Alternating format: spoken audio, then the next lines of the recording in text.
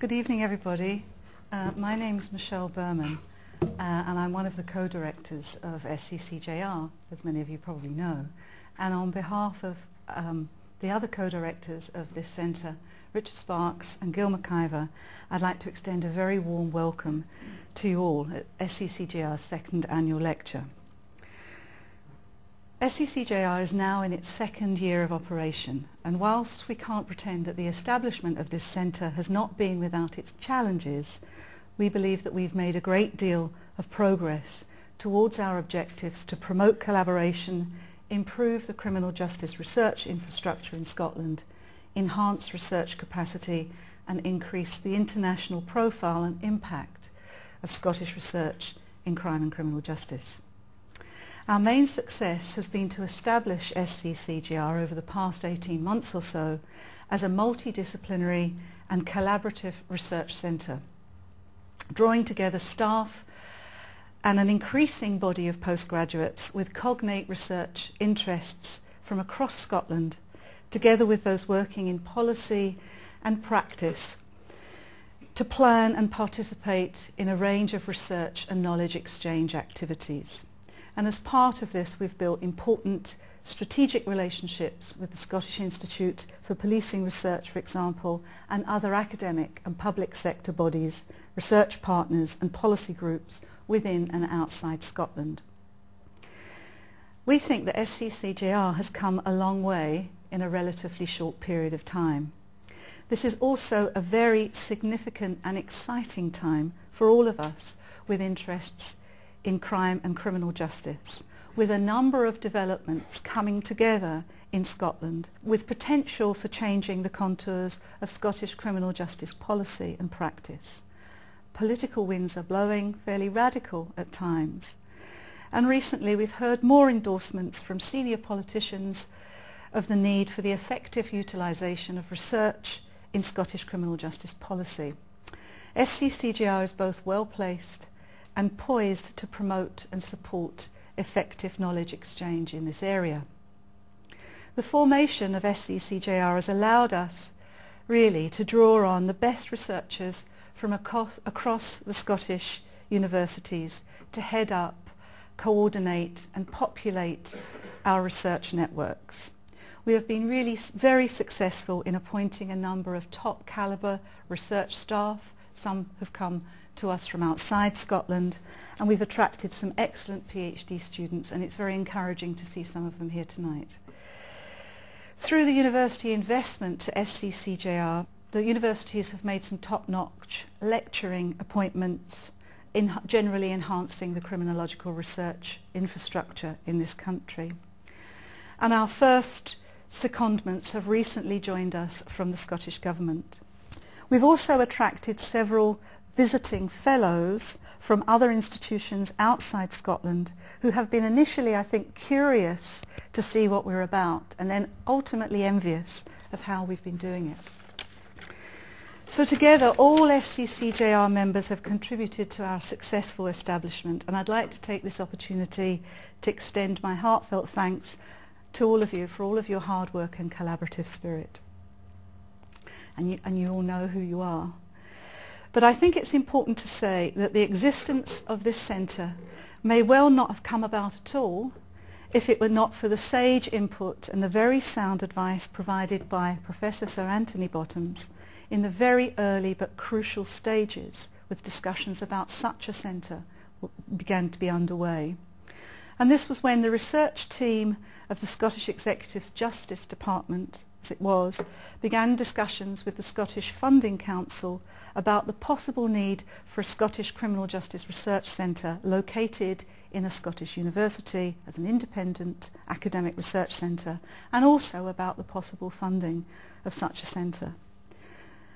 The Scottish Executive, as was, approached Professor Bottoms way back in 2002, I think, to provide an objective appraisal of the nature and quality of criminal justice capability in Scotland on the one hand, and to assess the feasibility of a centre such as this.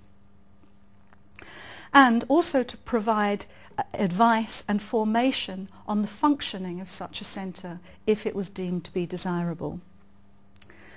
which Tony duly did. And, well, here we all are. And so it is to Professor Bottoms, to whom I would like to extend the most thanks this evening.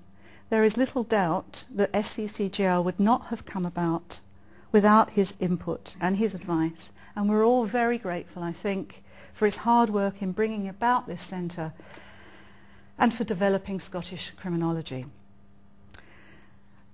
Professor Anthony Bottoms was Wolfson Professor of Criminology from 1984 to 2006 and also served as Director of the Institute of Criminology at Cambridge University from 1984 to 1998. He is now Emeritus Wolfson Professor of Criminology at Cambridge and Honorary Professor of Criminology at the University of Sheffield. He is also a Life Fellow of Fitzwilliam College, Cambridge. In 2007, he received the European Criminology Award from the European Society of Criminology for lifetime achievements in criminology. He is perhaps Britain's most eminent criminologist. His research interests within criminology are wide-ranging and include desistance from crime, socio-spatial criminology, penology and theoretical criminology, and he has a strong and abiding interest in the relevance of criminology to the practical dimensions of criminal justice and has acted as an expert advisor to a number of official bodies over the years. His principal current research is a longitudinal study of 100 persistent young adult male offenders, and he's been analysing the extent to which they begin to desist from crime, and he will draw on this work to inform this evening's lecture, which is entitled Persistent Young Adult Offenders and the Uncertain Road to Desistance. I can think of no one better placed to deliver this second annual lecture for SCCJR, and I would therefore ask you to join me in a warm welcome to Professor Bottoms. Thank you.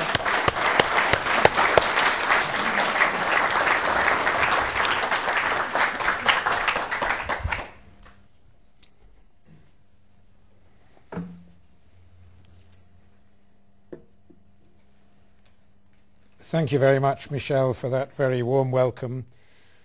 And I'm delighted that the Scottish Criminal Justice Research Centre, I'm not quite sure that I got the title right, but you know what I mean. That's the one. Is alive and flourishing. As Michelle said, I did have something to do in the very early stages with helping it along.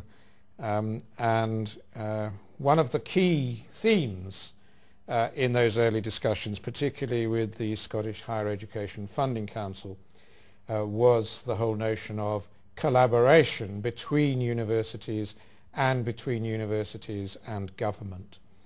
And of course that cooperation could have taken a number of different forms, but the form that was eventually worked out seems to me to have a huge amount of promise, and I'm delighted to see that it's working out apparently, at least from the outside, so well.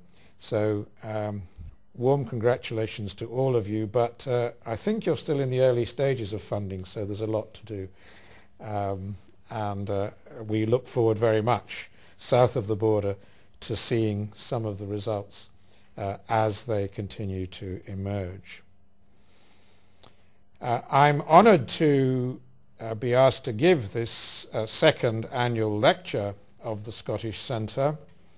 I'm going to give it, as Michelle indicated, primarily about the Sheffield Desistance study on which I've been working for the last 5 years, dividing my time between the universities of Cambridge and Sheffield, for both of which I have much affection.